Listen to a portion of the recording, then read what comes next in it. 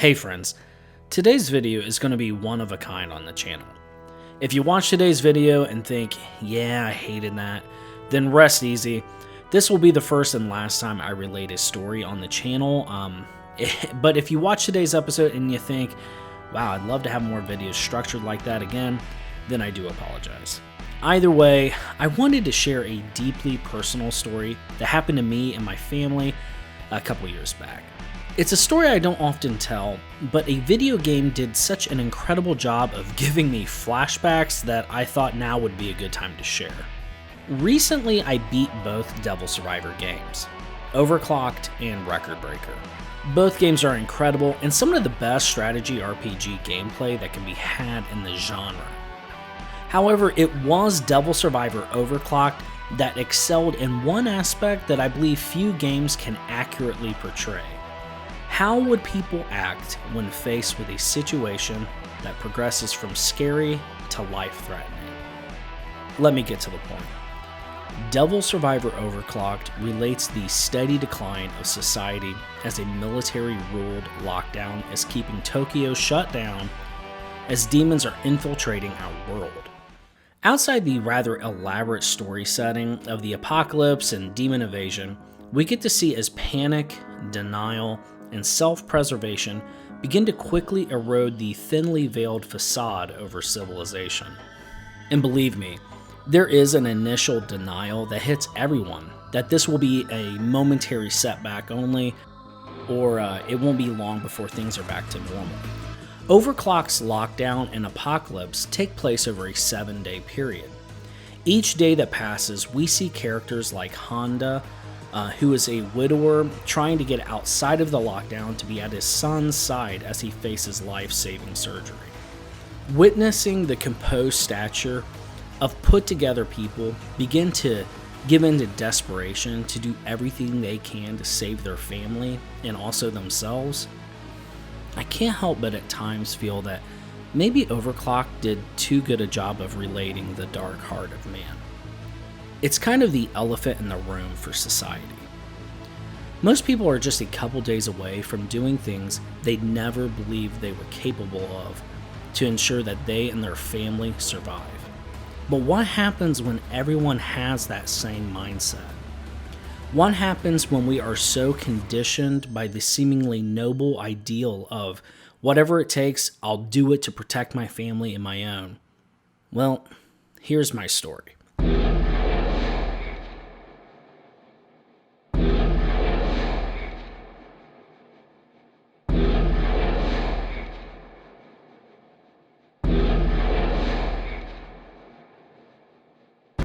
Back in September of 2017, my family and I were residing on the island of Dominica in the West Indies of the Caribbean. We were there for a time for schooling, and our son was right around a year old.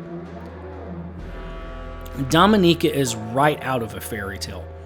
I remember when we were first flying in on a small twin-prop airplane, cresting the mountains, it was a sight this homebody from the Midwest never imagined seeing. I'm talking straight out Jurassic Park. The locals were incredible. I remember we had made friends with some immigrants from China who owned a restaurant with the best Chinese food. We lived off campus in private housing since we had our small family, close to other families that were attending the school. Anyways, life on campus was great, and honestly, I look back at the time before everything with longing. Seeing my son toddle around in his walker, and the faces of the other students when this little baby came strolling in onto campus. Then we were starting to enter the most intense period of hurricane season. Dominica hadn't been hit by a hurricane since like the 1970s, so we were constantly being reassured by the school and the locals that it was really something they never worried about. And since they never worried about it, they never really prepared for what to do in case they were directly hit by a hurricane. Well, in the days leading up to Hurricane Maria, we were aware of her approaching. As the time neared, my wife and I made sure we had enough food for ourselves for a couple of days, and we made sure we had multiple gallons of water for our son and his formula. My wife was still breastfeeding at the time, so we felt pretty confident that we had enough resources for what we assumed would be a couple of days at most. The morning when Maria would make landfall, it steadily began progressing from a tropical storm all the way up to a Category 3 hurricane. I remember around, I want to say 5 o'clock, my mom called me on WhatsApp, and I could tell she was terrified, and she told us that Maria had just become a Category 5 hurricane, and it was on a path to where the eye of the hurricane would go directly over our town. I just remember everything slowing down in that moment. I vaguely remember my mom telling me that she was praying for us, but we had to do everything we could to protect our son. Well, long story short, my wife and I had a brainstorming session, and we moved the mattress into the living area, which was surprisingly the only area that had no windows and was surrounded by bricks, and we set up shop for the night. I remember at first the hurricane just seemed really windy with a downpour of rain. But before too long, we began to hear this ungodly sound as the dull roar from the wind sounded like some eldritch monster had arisen from the sea. Now, this wasn't the smartest move I had all night, but I do remember it calming down quite a bit around midnight or 1 a.m. And I looked out our back window and I couldn't see much, but I could see that a telephone pole behind our building was just shooting blue sparks everywhere because our neighbor's metal roof had just come completely, like almost off the house and was flailing against it. Not long after that, we noticed that our apartment was filled with smoke. Listen, friends, I've only felt pure, unadulterated dread a couple of times in my life, but when I thought our apartment was on fire, right as we were heading into the other side of the eye of a Cat 5 hurricane, you better believe it is a feeling I never want to experience again. Look, fear can severely alter your perception of reality, and luckily, right before we were going to form a human meat shield around our son and just walk to safety, I noticed that there was water spurting in from the outlets in our house. Now, this was a good thing because I then realized it wasn't smoke from a fire, but rather from all the moisture that was in our place forming almost a fog. Fast forward to around 3:30, and the storm appeared to be dying down, so at some point after that, my wife and I passed out wrapped around our son. We woke up around 6:30 and both immediately noticed a couple things. For one, our son slept peacefully through the night, first time in his life. And second, it was completely quiet outside. No matter how long I live, I'll never forget what I saw when I opened the door to our house. 24 hours ago, there was a tropical paradise, and now there was an island of matchsticks. It felt like I emerged from a fallout shelter. There were entire floors of buildings just gone. Many roofs were missing. I remember this crippling amount of fear for all the families that lived around us, locals and students. All we knew to do was just head to the school and see what was going on, but I'll never forget that walk to school. We checked on friends on the way there, families with terrified children, but by a miracle, no one in our town had been killed. It was tragically not the case for the surrounding areas. Our town had been directly hit by the eye of a Category 5 hurricane. There was no green left on the island. Once beautiful rainforest completely stripped of all palm leaves, the once picturesque nature island was now dull, brown, barren wasteland. We thought to ourselves that the worst of it was past, but what we didn't realize is that things were just about to get a lot worse. In reality, it would only take about 5 days for us to be evacuated from the island, and we had enough food and water for my wife to continue nursing and for my son to not go hungry. However, in the beginning, no one knew how long it would take to be evacuated, and an official on the island said it could be as long as 2 weeks. Well, my friends, right then and there, panic swept over these once cool and collected members of society. No one had prepared that much food and water for themselves. When we met in one of the campus buildings, a professor stood up and essentially said, "The plan is, there is no plan." I'll never forget walking out of that meeting. I had my 1-year-old son in my arms, and we emerged to gangs with machetes walking down the street, shouting and breaking into cars. I remember immediately going into protection mode as I put my hand over my son's head, held him close, and just took off.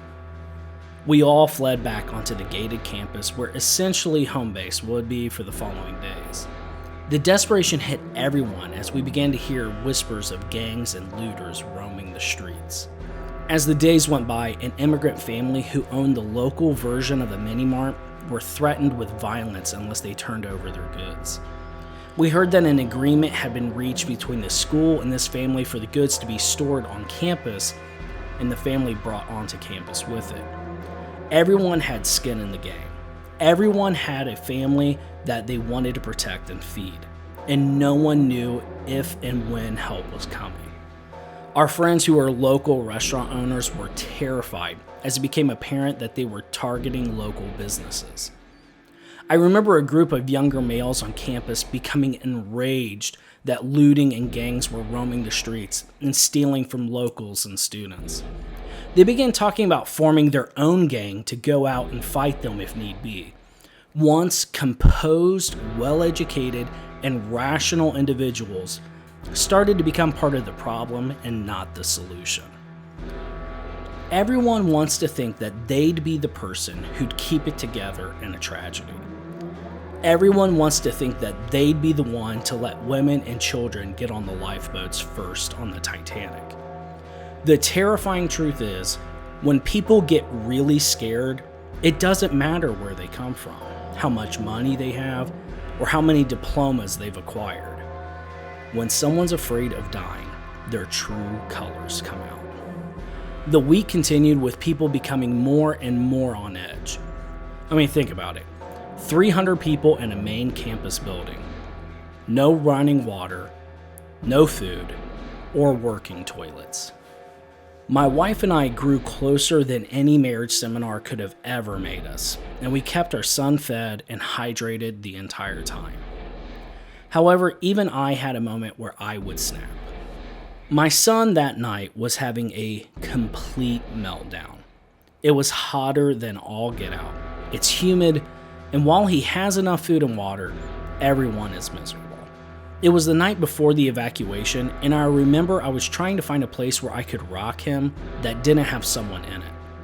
I found an office that was unlocked, but it had a group of students in their early 20s outside of it. I rocked him in that room for about an hour, trying to console him as he wailed and screamed. Look, when your child is in agony, and despite your best efforts, you can't do anything to take away their pain, something primal can happen to you.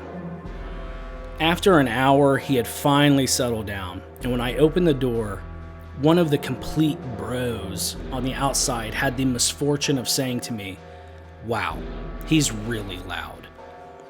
That's all he said. Wow, he's really loud. Well, I don't monetize my videos, but I'm going to try to keep it PG on this channel. Let's just say, after I was done sharing my feelings with him, he will be thinking twice before commenting on anyone else's child and their screaming habits. Been a long time since I lost my cool that bad, but the rest of the night passed relatively uneventfully. The next morning, we boarded the pirate ship, I kid you not, and enjoyed a short boat ride. False. It was actually 12 hours of Dramamine and listening to people retch over the side of the boat. I do remember thinking to myself, what would I have to do to make sure that my wife and my son had a life preserver if the boat started to sink? I keep thinking back to that week quite often. 2017 doesn't feel that long ago.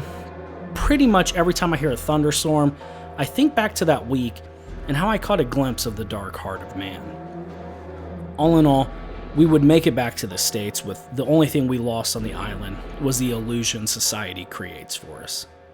I saw people do nothing but ensure their own survival, while others stepped up to meet the challenge, offering their own resources to help others. But one thing I do know for sure is that society is just 24 hours away from eating itself. To this day, I still can't watch shows like The Walking Dead, not because of the monsters they fight, but rather the monsters people can become. I learned that our friends who ran the local restaurant were able to evacuate the island as well, but one of the individuals who ran the local convenience store was killed by looters in the months following our evacuations, when the situation was truly desperate for those who had to remain on the island.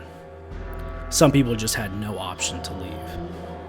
I say all that to say, Devil Survivor shows the switch between civilized society and gang rule. Well, there's my story.